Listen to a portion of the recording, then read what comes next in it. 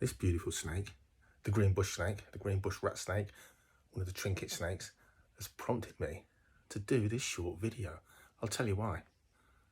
2 months ago, I just siliconed up some decor in its enclosure, new enclosure, bigger enclosure. And the night before I checked on the snake and I thought, oh, you know, you're looking good. And tomorrow you'll be upgraded into a larger, even more naturalistic enclosure, nice one. And you know, 24 hours, let the smell of the silicon die off and you can go in your new enclosure. My nose is not a fair target. It's not a fair target. Anyway, the catch on its original enclosure didn't catch. So I'd closed the enclosure. Yep, it had pushed the door open on its enclosure one night before it was going to be upgraded anyway, and vanished. Now, unfortunately, hello beautiful, my reptile room isn't sealed. It's just the layout of the room. It's a converted garage. Almost impossible to seal the ceiling and the walls entirely. I can feel you revving up. Just kind of subconsciously measuring this snake in my mind. Out of strike range. And it vanished. And that's one reason why in the UK, if you want a venomous snake license, you have to jump through a lot of hoops. And one of them is, if anything escapes, it cannot leave your reptile room. Unfortunately, my reptile room, there's holes and things in the walls and in the ceiling. And this little darling here, let's turn you around. This little darling here escaped 2 months ago. I've been coming down here in the middle of the night. I've set traps and all sorts, which I'll tell you about later in the video. No sign of this snake at all. It's December, pretty cold outside. Pretty much given up hope. Now, I have had snakes. When I was a lad working in a reptile shop, we lost a boa constrictor and that boy turned up 12 months later in the shop. 12 months later, still perfectly fine. 2 months ago, I'd pretty much given hope on this boy here though. Got in my van this morning, went to reverse off my drive. Have a look at this, climbing up the wall. It's December, remember, it's December. Was this little boy here, right as rain. So he's back in his enclosure. Let him settle into his old enclosure, something hopefully he'll remember and settle into. He's certainly not lost any weight. These guys can go a long time without food, obviously being a snake when they're well fed. Rehydration and hydration is important though. We're going to pop him back in his enclosure and look at some of the common mistakes that mean snakes do escape your care, and some ways that help you find them if they do. Cool, I'm right in the target zone here. Let's check out some more of this video. Like any captive animal that's not a domestic animal, so they might be captive bred, but not domestic animals. Anything that escapes, and often only just for a short period, becomes very wild. Now, it's not aggressive, it's defensive. Some reason when they're out of their comfort zone, they've escaped their enclosures that they know and love and feel comfortable in, they revert to all their wild instincts. It's tail wagging to say, get away from me, I'll strike. Even a hamster. You lose a hamster in your house for a couple of nights and you pick it up, it'll bite you. They revert. Even those kind of animals can often revert to being pretty wild animals. This guy will soon settle down once he's back in his routine. But you can see he's really on the defensive. Who knows where he's been? Who knows what he's been up to?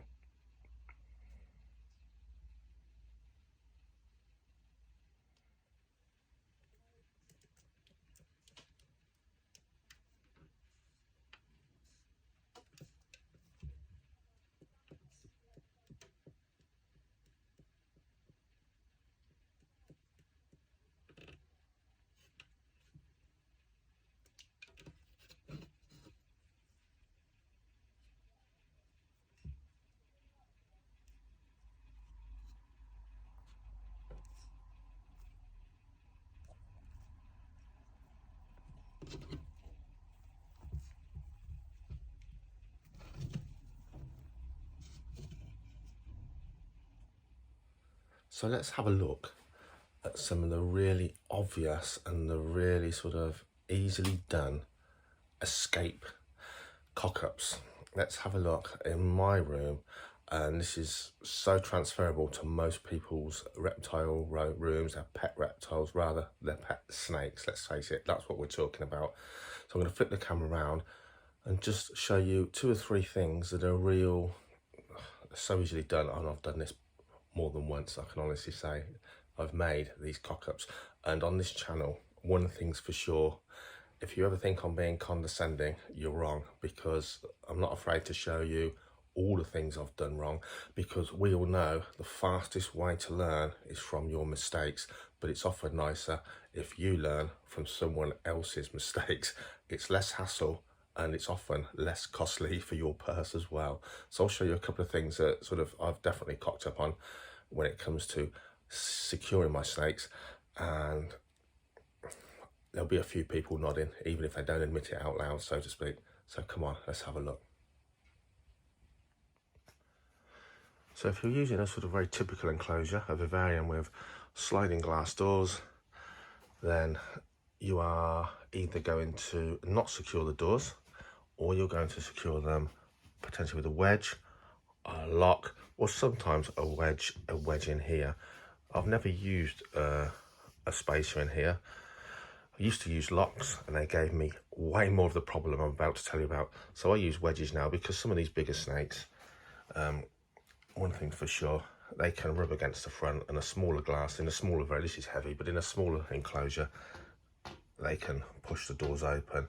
Now, when you are not using anything and your snake can't push the doors open, that's well and good. You can still actually make this cock up, but actually using some form of wedge or locking mechanism is 50 of one and 50 of the other, half dozen one, half a dozen of the other. Because one thing is, when you use it, it's kind of a signal to your brain that, you know, you've got that habit of putting it in. So if you haven't done that, you haven't checked whether the doors are shut. But unfortunately, and I'm going to show you this on a smaller enclosure, unfortunately, the act of sliding the wedge in to stop these two moving, even worse with the metal locks, often, as you push this wedge in on a small door, if you don't check the other end here, what often happens is you slide the door ½ inch, a centimetre. As you push that rubber in, it pushes the door with it. So a smaller enclosure, lighter weight doors, there's your wedge, you're in a hurry, you push it in. Now I've exaggerated that a bit, and this is what you create. This is so easy to do. And I have lost snakes by doing this. When you're in a rush or a hurry, you're pushing it in. That's over ½ inch. Even a little bit, let's just do a little bit. You think you've gone out and you've closed the enclosure. There we are, little tiny crack. Now small enclosure, probably gonna have a small snake in it. This guy has actually got this enclosure. There's a young black-tailed Crebo in here, and it's not going to get out of here. But if it had been a hatchling snake or a very small snake, that's enough. Can't move now. That wedge is doing its job. That is solid. Always check when you shut these, and use 2 hands. Push it back with 1 hand, push on the glass with 1 hand as you push that wedge in. That locking or wedging a 2 sliding door vivarium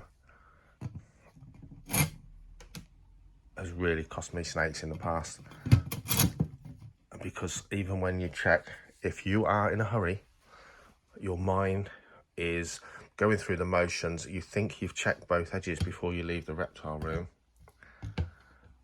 and often, and this is what happened to me recently, often you're not checking properly. You're actually you're going through the motions and you're not actually checking. So double check everything. Make it an OCD habit for sure. Now, all snakes are escape artists, but some of the arboreal species, like this Baron's racer, are often worse than others. They can get to every part of the enclosure easily, and they spend their lives doing just that, because they're designed to climb and search So they can be worse than even your other snakes. So definitely skinny, long, thin, arboreal snakes that like to explore every level of their enclosure, worse than ever. So if you want to call this a rack system, which I guess it is, this is how I keep my small hatchling snakes in shoebox style tubs. They're not in a sliding rack where they pull out with no lid on and they're tight against the shelf of the rack. They're simply stacked up, and everyone has its own lid. That can create its own problem because, of course, at some point there's one on the top. So if this lid isn't clipped on, it doesn't really matter, does it? Because there's no way the hatchling is going to push the weight of this box up. But there's one on the top, isn't there, in every stack? If you're using boxes, rubs, tubs that haven't got a proper latch seal like that, and they're just clipped on, perfectly adequate for tiny snakes, never going to push that clip free, but unbelievably, if you push that down and it hasn't clicked, such an easy way for your snakes to escape. Even a tiny hatchling can work this lid off, and it only needs a tiny crack to get out. And these are milk snake babies. These are little tiny skinny things. They can still push these off. I know they can. One of these spent a month out. They can definitely push these lids off. So if you're using things that are just secured by a snap clip like that, you've got to be doubly secure, because there's nothing to make you, or visual to say it's clipped on, like the ones that have the plastic strap over clips like this. So anything that clips on, you have really got to be OCD about sealing them in. Now in here there's a pair of black-headed pythons from Australia. They're paired up, they're having a cooling down phase, and it certainly triggered the male's response. We'll see if the female's receptive, or she has been. But big, heavy-bodied, strong snakes like pythons and boas, they've got another way of escape. It is held in check by a latch mechanism of any kind, and that is they push against the glass of this style of enclosure, and they can really grip with their soft, supple scales, and they lift it up out the runners.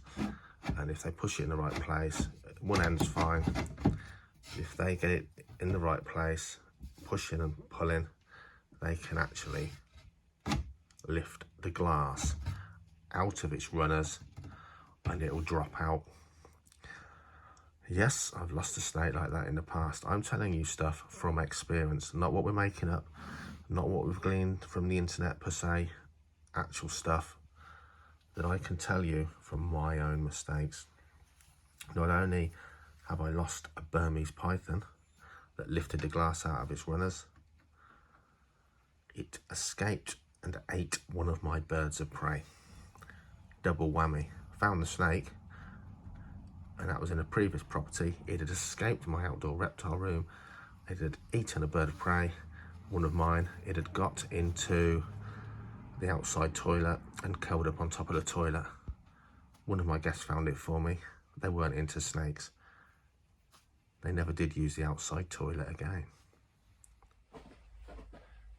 So here's your fending green bush rat snake. It's back in its original enclosure. There's a reason for that, because if you remember, I was going to move this guy up and he escaped the night before. The reason he's back in his original enclosure, not the larger one, is because it's probably going to take this guy a while to settle back down and start feeding, and he's way more likely to do that in the one he remembers and was feeding well in than a completely strange enclosure. And then when he's settled, we can upgrade him. And this, you've seen these catches, this is the catch. How hard can it be? Push them together, click into place. And that's what I did. Unfortunately, that's what I've done. You think it's clicked into place, you haven't triple checked, and the snake, in the course of the evening, pushed its way free.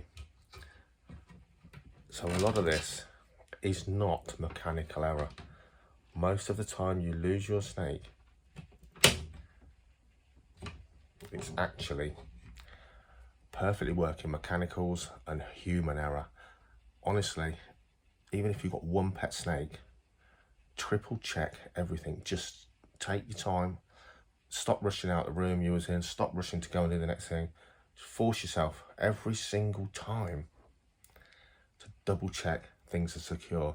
So we've looked at actually snakes getting out of the doors of their enclosures due to human error, but there's other things to look out for, especially if you've bought or you're employing a second-hand enclosure vivarium that someone else has given you. So in here there is a juvenile king rat snake, and you can just see her under there. I'm actually going to leave her under there, bless her. And she's in an enclosure that I've messed around with over the years, and this is a vivarium, for instance, you could have bought off me or been given by me, and you would just assume that it works because maybe I told you I used to keep a such and such snake in here. But because I've messed around with it, there's things to watch out for. Maybe the snake you're putting in here is way smaller than the one I had in here, for instance. So I'm going to show you a couple of things, again, that are so easy to overlook, especially if they're high up in the enclosure and you're not really craning your neck to check it out. So have a look at these. So, all looks okay. With its own pushing, pressing air vents. But look over here.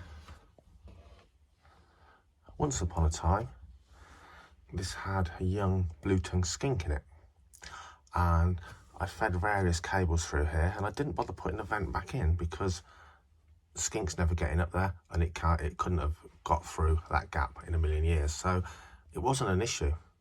And of course, I misplaced the vent.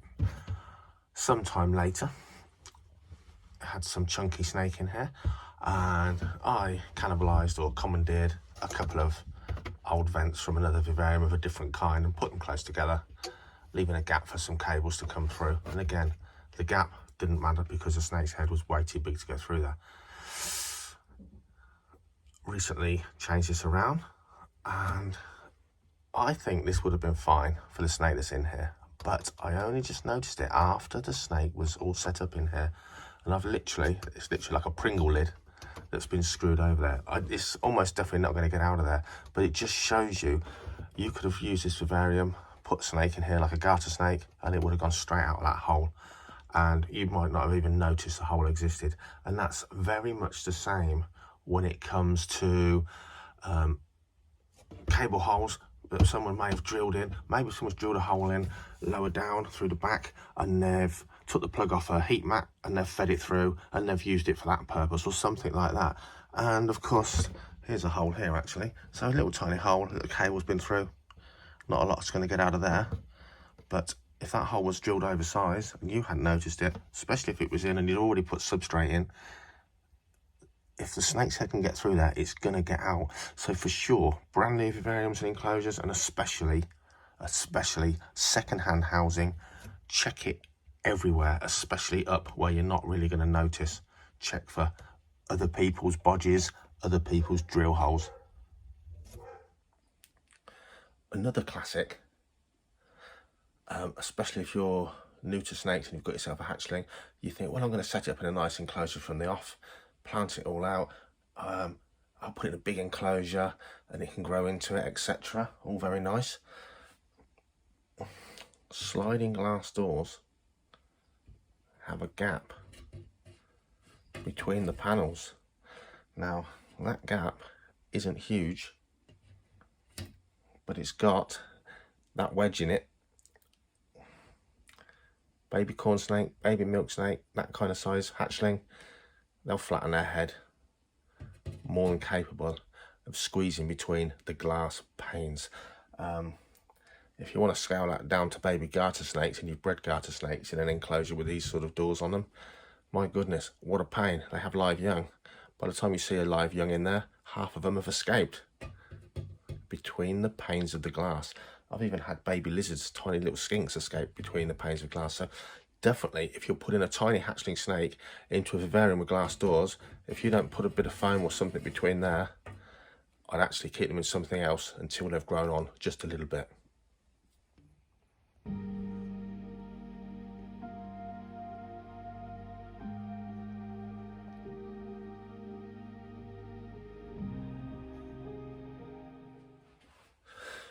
Okay, the horse has bolted and you've just watched through this and you've closed the gate, the stable door. It's too late, isn't it? Because it's gone. So it's only going to pay off now if you find your pet snake. And maybe it's just in your living room. It could be anywhere. And I can tell you now, all the places you think you're going to find it might be there. It's probably going to turn up randomly somewhere that you wouldn't have even thought of, possibly months later, as we've talked about, and they can get anywhere, not only out of your house, believe it or not. They'll squeeze under a tiny door, especially if it's a small snake. They could be anywhere. They could turn up at any point. So firstly, never give up hope. Literally, I've known people who've lost snakes and have turned up 2 years later.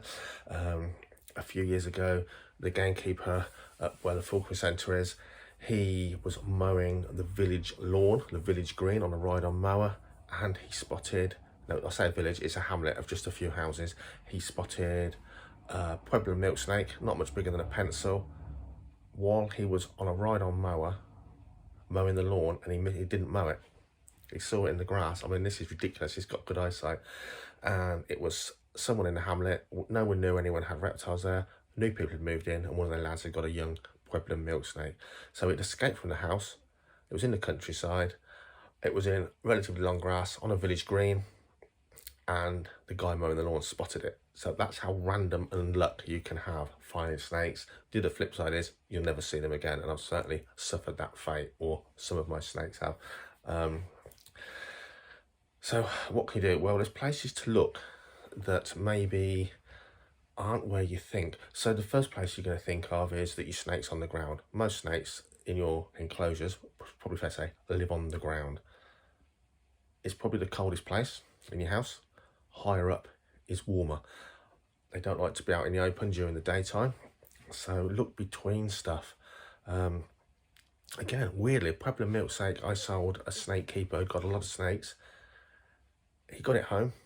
He opened the tub as he sat on the settee with a cup of tea to look at it before putting it in his enclosure. And the snake leapt out of its travel box, slipped through his fingers, went down the back of his settee. And this is a bloke that knows his snakes. And he had that settee to bits, never saw it again. A month later, he messaged me, he actually rang me, said, I found the snake, I was making a cup of tea, it was in the fruit bowl on my kitchen side. So again, another Pueblo milk snake, size of a pencil, had gone from his lounge settee, down the back of his lounge settee, somehow climbed up onto his kitchen worktop and hung out in the fruit bowl. That's how sort of random. But I'll show you a couple of places in my reptile, the sort of places you're likely to find stuff, and so say it's probably not where you're going to think. So let's have a quick look. So there's the ground. Places like this, high up, because it's warmer, heat rises, warm in your room higher up, and somewhere tight, little gaps. Yes, I have found one under here. That's why I'm showing you. Little gaps between stuff. That way they're secure, especially if it's a hatchling or a baby snake. They don't want to come out in the open on very often, certainly not in daylight. Little gaps that they can get in, or somewhere like this, between these viv stacks, a nice tight crevice and somewhere warm off the ground. But of course, you're not just checking around, you are checking on the ground, and of course there's a very good chance you're going to find them at ground level behind stuff, somewhere tight. Pull out your wardrobes, pull out your chest of drawers, things like your fridges or your freezers in your house, because your fridges and freezers also have a condenser at the back which gets hot, which produces heat. So if it's a cold house, it's somewhere there's a hot spot for them to go. So definitely behind furniture, definitely under furniture, but do not rule out up on top of anywhere high up, because even snakes like milk snakes that you think of as ground snakes will go high if there's a snug place and it's warmer, for sure. Of course, there's some furniture, some stuff that moving could be tantamount to impossible, or you've done all the moving of the stuff and you can't find them. So really then you've got two things, haven't you? You're waiting on luck, or you can at least try and trap those snakes.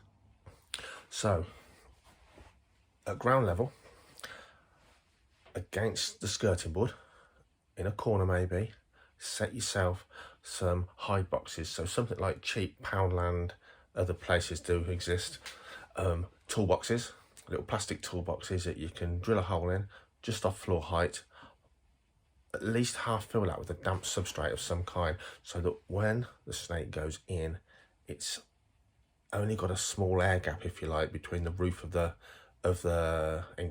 hide box, the toolbox, whatever you use, plastic box. I say toolbox because a clear box is not going to have the same effect. They want it somewhere dark. So somewhere they can get in, fill it up with substrate so it's quite a nice and tight and damp substrate, because one thing your snake isn't going to give a fig about for months, even if it's a hatchling, is food. Don't worry about it not eating.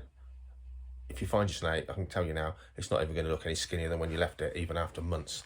They're amazing animals, but what they do need to exist is water, and they can smell water just like they can smell a mouse or something else. So inside that hide box, put a small water bowl, something, a little glass one that you might get a posh yogurt in or something small that you can fit in the hide box as well. So there's humidity in there because you've got a damp substrate. That's what they're going to crave. And there's water. Check it every day. Just have a quick peek in it. Don't put your hands in all the time making it smell of a human. Just check it every day. Every morning, have a look in that hide box, but you're not going to set one. That's where you're going to go to Poundland or somewhere cheap, because that one or two or three, whatever you want to do, on the ground along the skirting board. Don't put it in the middle of the room. They're not going to go looking for it over there. They're going to go round the edges. They're nervous and shy, especially a small snake. Have a look. Put it around the edges, somewhere the snake can snuggle up in and get water. You can try putting some of its favourite food in there. The smell may well entice it, and if it eats it, there's a good chance it's more likely to stay in there and snuggle up while it digests it, for you to find it in there. But don't forget, put some of those similar hide box kind of semi-traps high up. But again, put them against the back of something, against the wall. They're going to go round the edges. Put them high up. Put some in different places and check them every single morning and hope there's something in there. They do sometimes work. Water is a good lure to bring them in, as is that humid substrate, because in your house, those snakes are going to be dry. There's going to be a dry atmosphere, a nice humid hide that they can get nice and tight and snug in, not a big empty space just because it's a dark box. That's not going to do. They want to feel stuff against their back. They want to feel snuggled up, and they're going to really want water. So it's well worth setting some trap boxes on the hope you find them. I've known people to sprinkle talcum powder all over areas of the floor, if it's a flat floor or tile floor, to see if they've seen any signs of their snake out and about at night. And the definite help, go out at night. If you wake up in the night, go out and have a look around with a torch, turn the lights on, see if you can catch a little blighter out and about in your house or your reptile room, because most of these snakes are gonna come out at night, especially if they're youngsters. Whether they're a diurnal species or not, most young snakes come out and heat up on a road or a rock and go hunting after dark. Everything wants to eat you if you're a young snake. So definitely have a look around in the dark and in the early hours, and definitely it's worth setting a few trap boxes with water in, for sure. Give it a try. So to sum up, whatever kind of catch or latch your enclosure uses, whatever kind of security locking mechanism, lock, wedge that you use to keep that thing shut, whatever kind of clip-on tops you use on your rubs or tubs, not only do you need to make sure you've used them properly, you've really got to be OCD. You've got to have a nervous twitch that makes you check again, stop and take a breath, and triple check make sure you've actually shut and locked the things properly. Sounds so condescending. Believe you me, when you're rushing around and you're doing the same thing every single day, it's easy for your brain to log it that's done and you haven't done it properly. And of course, if you do lose one, search everywhere, try and surprise it in the dark, after dark at night, and set some box traps with water and humidity and maybe a bit of food in there, and check them every morning. You might get lucky. If all else fails, keep your fingers crossed. Just like me and a lot of other people, you might get lucky and find your snake way after it's actually bolted. Good luck. If all else fails, there is one surefire way to get that snake back. The more expensive that snake was, the more this will work. It's called Murphy's Law. If you think you're about to give up on it turning up, especially if it was a really expensive snake, go and buy yourself another one. Because I guarantee you, if you do that the very next day, the one you lost will turn up. You know it's true. Hope you've enjoyed this short video. Like and subscribe, it massively helps us. Keep watching the channel. Now, I know there's some of you that are only interested in snakes, and there's some of you that are only interested in falconry, and there's going to become some of you that are only interested in wildlife. But I'll ping pong between the three, if you like, the three main ethoses of this channel. So do subscribe. You might learn something about something you didn't know you liked, or something you are interested in will be up sort of almost alternately. So keep watching, please subscribe. See you soon.